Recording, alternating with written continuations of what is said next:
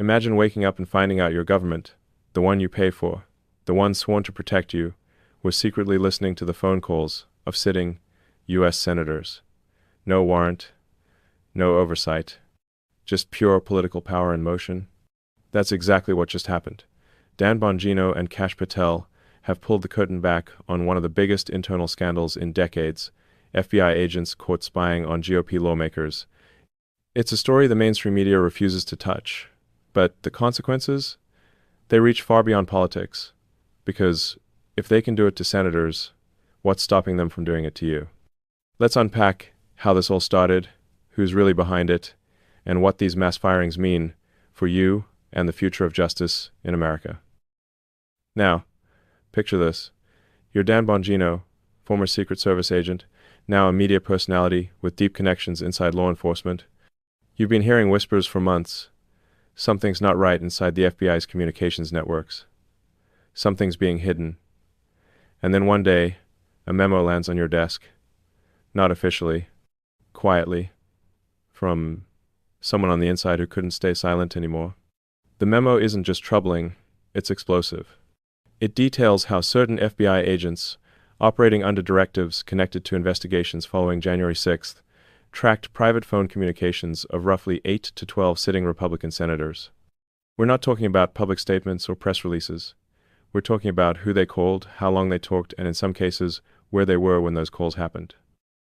When Bongino and Kash, another former government insider who'd worked in intelligence and national security, started connecting the dots, they realized this wasn't a rogue operation by a couple of agents going off script. This was coordinated.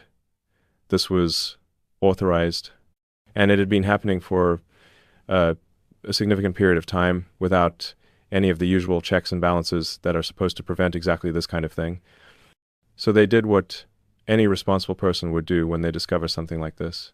They brought it to the senators themselves. Imagine being Lindsey Graham, Josh Hawley, or Ron Johnson, walking into a closed-door briefing, expecting a routine intelligence update, and instead being told, "We believe your phone records were accessed and monitored without your knowledge or a proper warrant." The room went silent. This wasn't a hypothetical. This wasn't a political talking point. This was confirmation that the most powerful law enforcement agency in the country had been watching them, listening, tracking their movements, all under the cover of an ongoing investigation.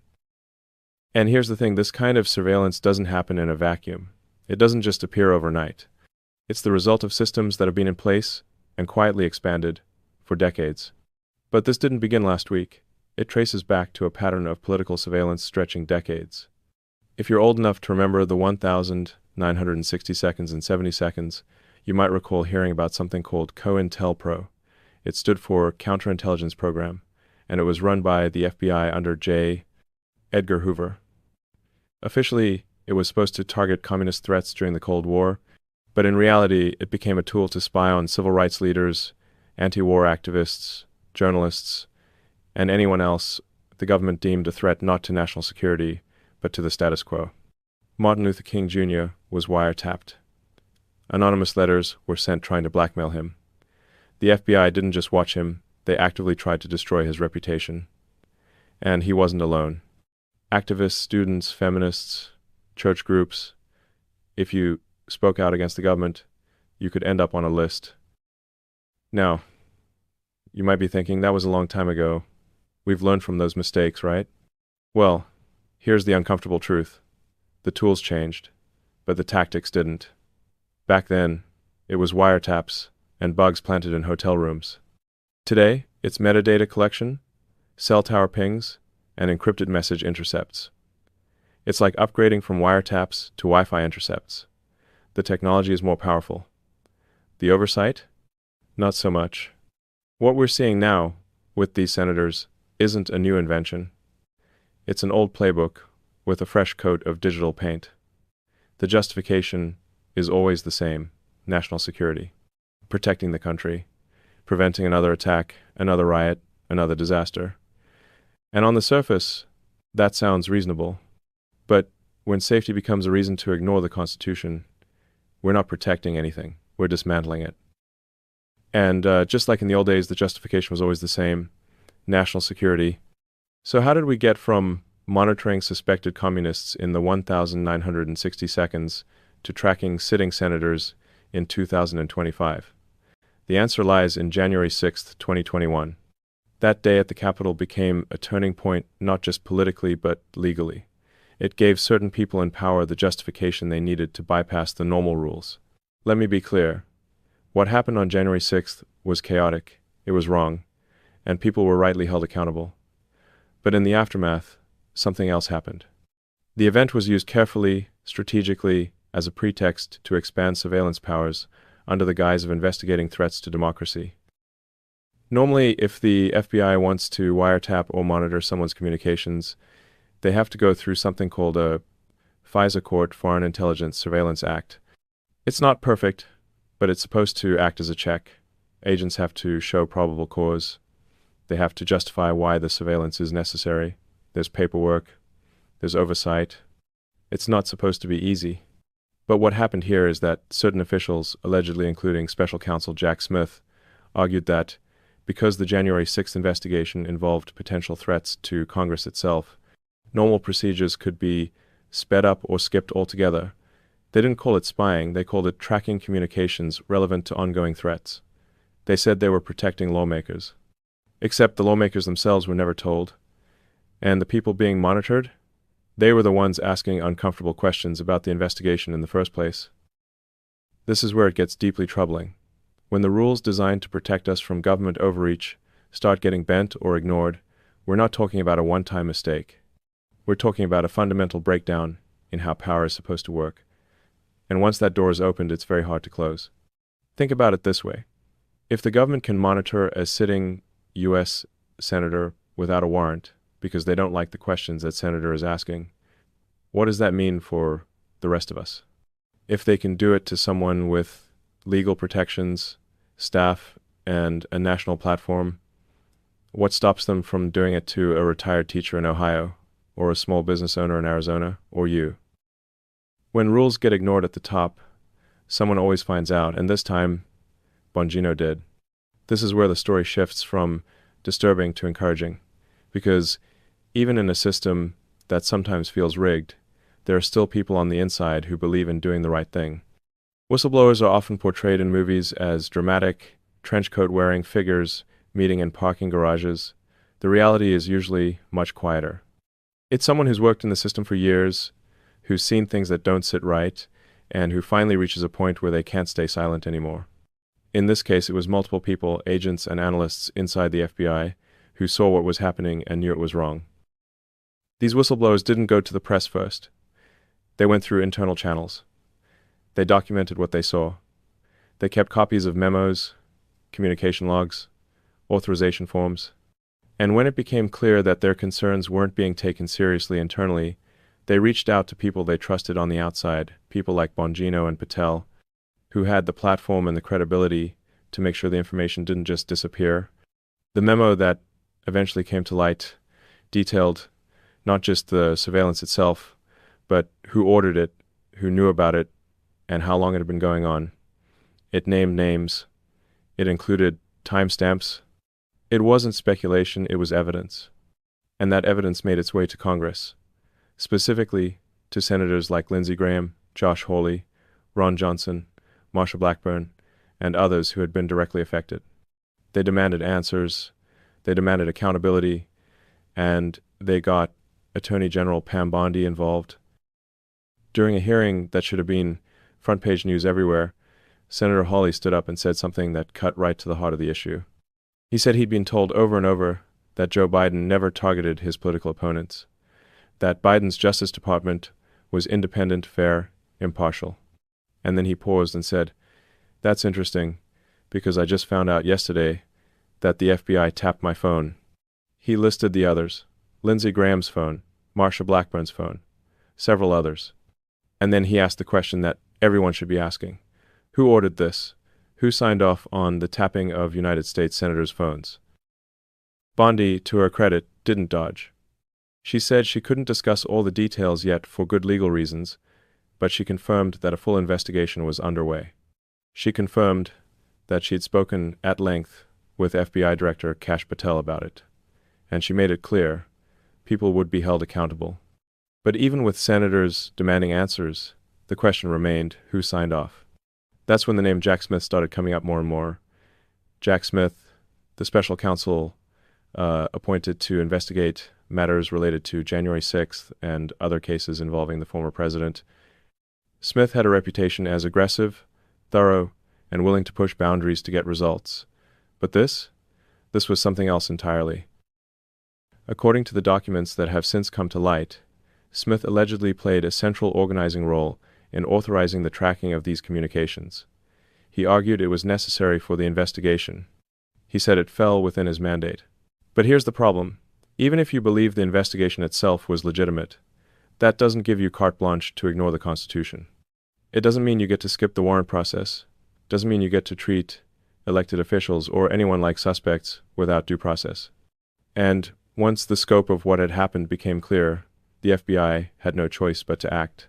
Agents who participated in the surveillance, who signed off on requests, who accessed data they shouldn't have, dozens of them were quietly removed from their posts. Some were reassigned, others were fired outright. The Bureau put out a carefully worded statement saying they were cleaning up a system in the making, identifying problems, restoring integrity, and ensuring accountability. Now, that sounds nice on paper, but here's the thing. They say they're restoring trust, but trust doesn't reboot like a computer. You can't just fire a few people, issue a press release, and expect the American people to forget that this happened in the first place. Trust is built over years and destroyed in moments. And this was one of those moments. What made it worse was realizing that the person who allegedly set this whole operation in motion, someone with a long history at the FBI, someone who'd been involved in high-profile corruption cases before, was the one initially ordering the surveillance. It's almost ironic, isn't it? The people who were supposed to be investigating corruption were the ones engaging in it. And while the firings were happening behind the scenes, something even bigger was starting to unfold in public. Because once you cross certain legal lines, especially ones that are clearly defined in federal law, the consequences don't just stop at losing your job. Because while agents were being shown the door, something even bigger was unraveling. Let's talk about the law for a moment, because this is where things get really serious. When government agents tap your phone, access your communications, or track your location without proper authorization, they're not just breaking policy, they're breaking federal law. There are two big ones that apply here. The first is Title 18, United States Code, Section 2511. That's the Wiretap Act. It's been on the books for decades, and its purpose is simple. It makes it illegal to intercept any wire, oral, or electronic communication unless you have consent or a proper warrant. No exceptions for important investigations. No shortcuts because someone high up says it's urgent. The law exists specifically to protect people, all people, from exactly this kind of abuse. The second law is Section 1030, which is part of the Computer Fraud and Abuse Act. This one deals with unauthorized access to computer systems and electronic data. If someone hacked into your personal emails or accessed your phone records without permission, they'd be prosecuted under this law. It doesn't matter if they work for the FBI. In fact, it matters more because they're supposed to know better.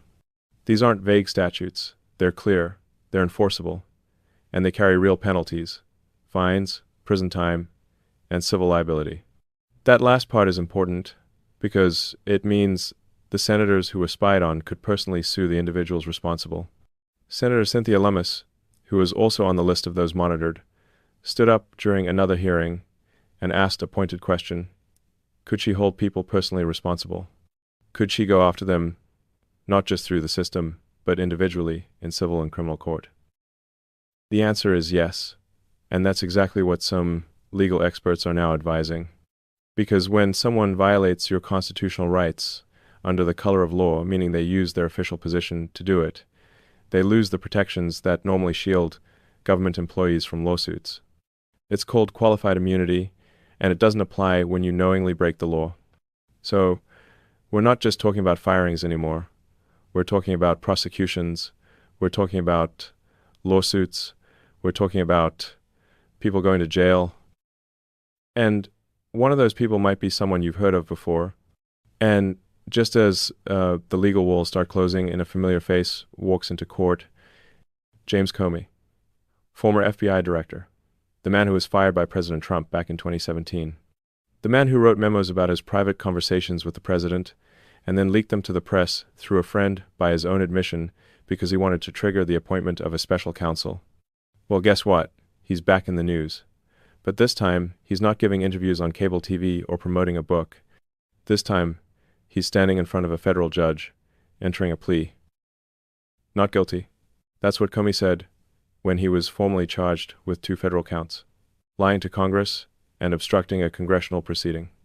The charges stem from testimony he gave back in 2020 when he was questioned under oath about his role in certain investigations and whether he ever authorized FBI personnel to act as anonymous sources for media stories.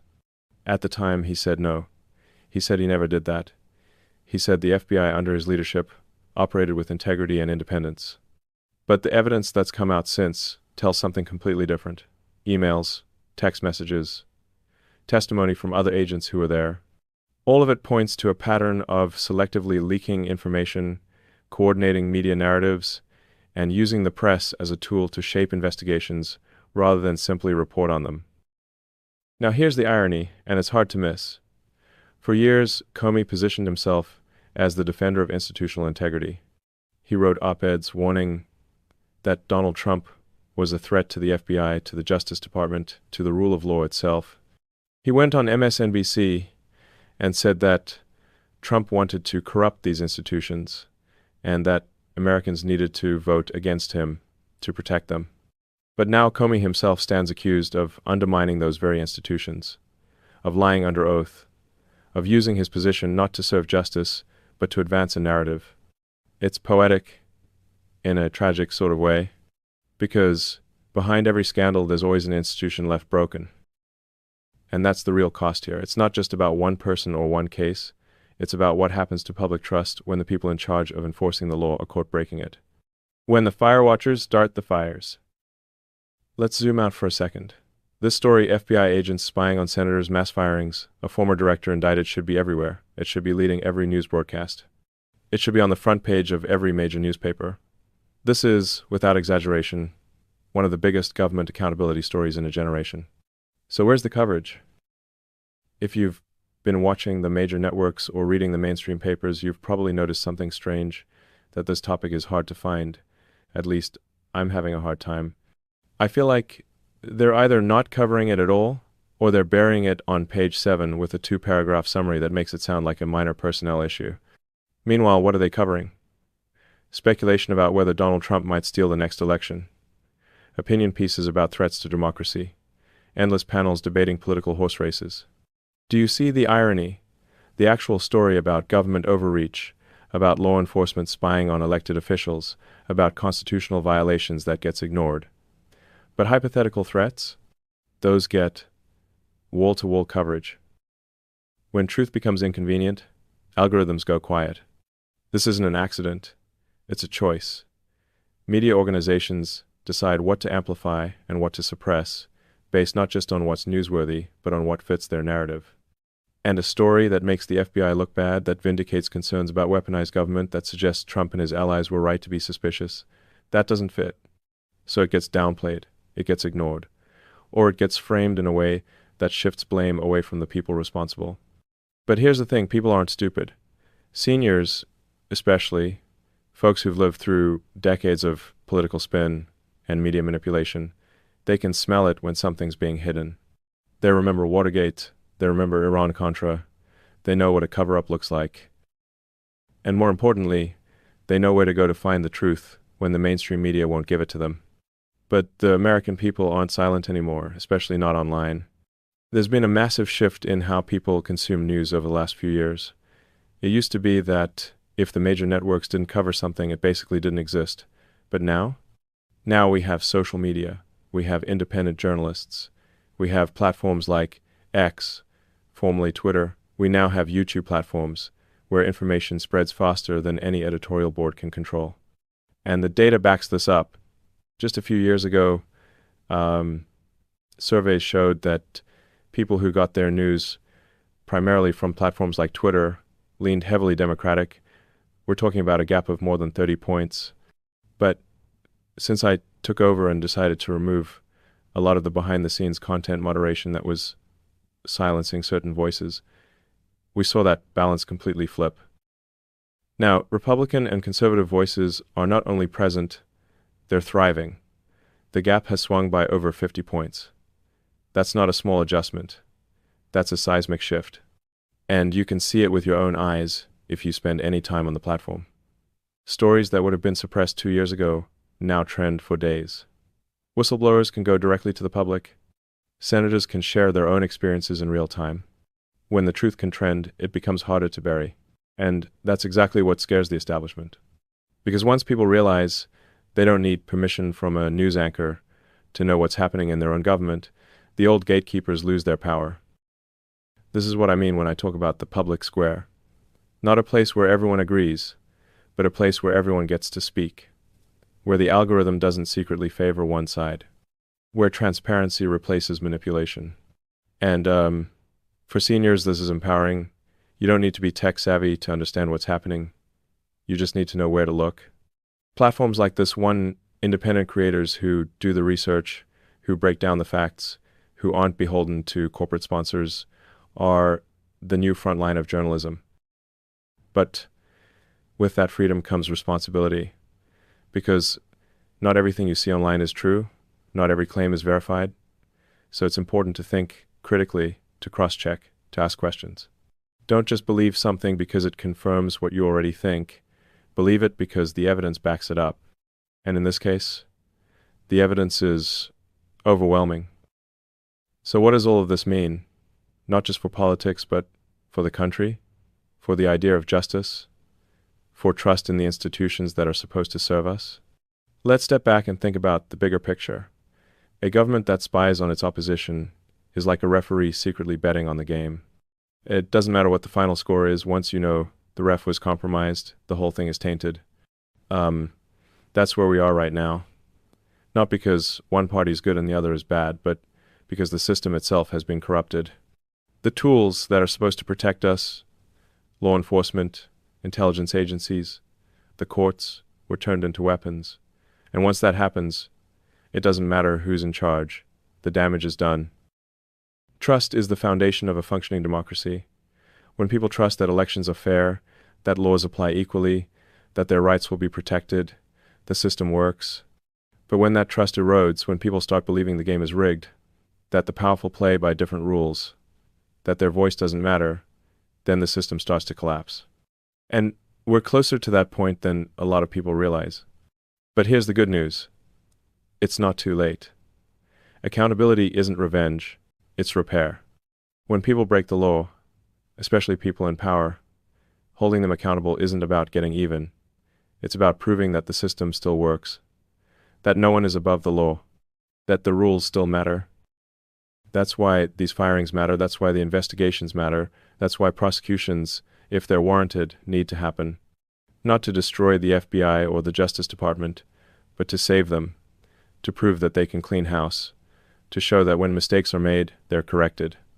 Because if that doesn't happen, if these people walk away with no consequences, if the surveillance continues in secret, if the next administration decides it's their turn to weaponize these tools, then we're not fixing the problem. We're just setting the stage for the next one. Which brings us to the question that matters most. What happens next? This isn't just something you watch from the sidelines. This is something that affects every single one of us. Because the precedent being set right now, whether people are held accountable or whether they're quietly protected, will determine what kind of country we leave for our kids and grandkids. Do we want to live in a place where your phone can be tapped because someone in power doesn't like what you're saying? Where whistleblowers are punished and corruption is rewarded? Where the media decides what you're allowed to know? Or do we want to live in a country where the Constitution still means something, where transparency is the default, not the exception, where people in government actually serve the public instead of themselves? The answer seems obvious. But wanting it isn't enough. We have to demand it. We have to stay informed. We have to support the people who are doing the hard work of exposing the truth. And we have to be willing to make noise when things aren't right. That's what citizens in a democracy do. They don't just vote every few years and hope for the best. They stay engaged, they ask questions, they hold people accountable. And right now, that means making sure this headline doesn't just fade away. It means sharing it, talking about it, making sure your friends, your family, your neighbors know what happened. Because the only way headlines like this survive is if people like you keep them alive. Pam Bondi, Kash Patel, Dan Bongino, they've done their part. They've uncovered the truth. They've started the investigations. They've pulled back the curtain. But they can't finish the job alone. They need public pressure. They need people demanding answers. They need you to care enough to stay informed and stay involved. Because at the end of the day, this isn't about Republicans versus Democrats. It's not about Trump versus Biden. It's about right versus wrong. It's about a system that either works for everyone or works for no one. And the choice, as always, is ours. So here's my question. If you believe accountability still matters, don't stay silent. Like, subscribe, and drop a comment below with your thoughts. Because headlines like this don't survive without you sharing them. The truth only spreads when people like you keep it alive. Thank you for watching. Thank you for caring. And thank you for being the kind of person who refuses to let the powerful get away with breaking the rules. We need more of that. A lot more.